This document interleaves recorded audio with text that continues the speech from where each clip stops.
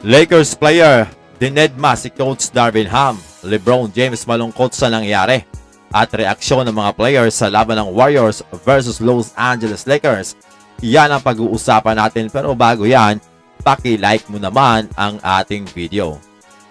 Tinalo naman ng Warriors ang Lakers dahil sa napakainit na shooting nito sa 3-point territory, kung saan gumawa nga sila ng 26 3-pointer.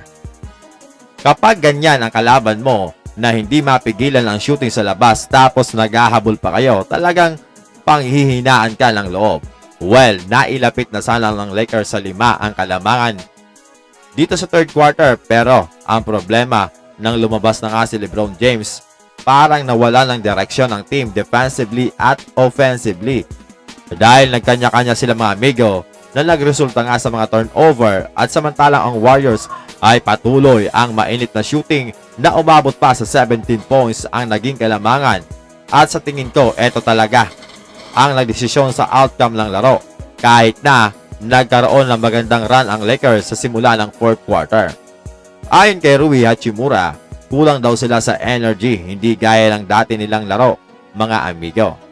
Ayon naman kay LeBron James, alam nila na sila ay magaling na team kapag buo, at kapag hindi ay hindi.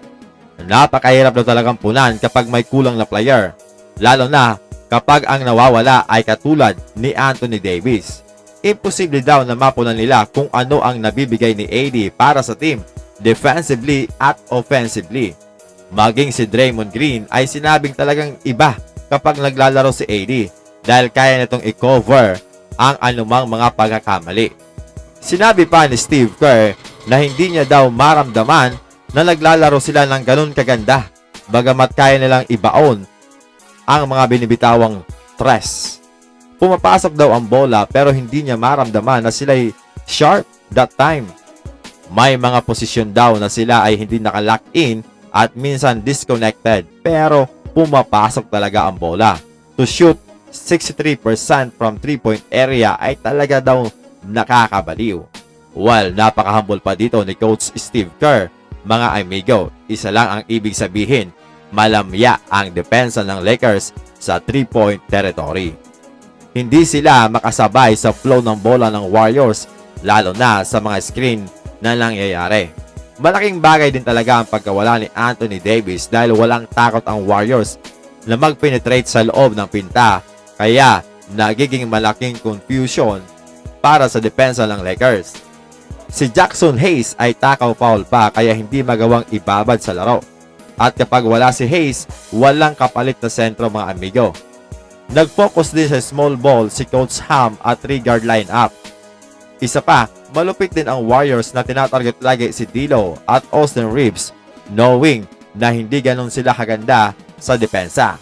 Trending din ngayon sa Twitter ang video ni Coach Darvin Ham na gumuguhit ng play during timeout, pero parang ini-ignore lang siya ng mga players ng Lakers, at maging si LeBron James ay hindi man lang tumitingin sa play na dinadrawing ni Coach Darvin Ham. Patay tayo dyan, mga amigo. While si LeBron ay matagal nang alam ang playing style ng Warriors, kaya baka hindi tugma doon ang diskarte na ginagawa nitong si Coach Darvin Ham.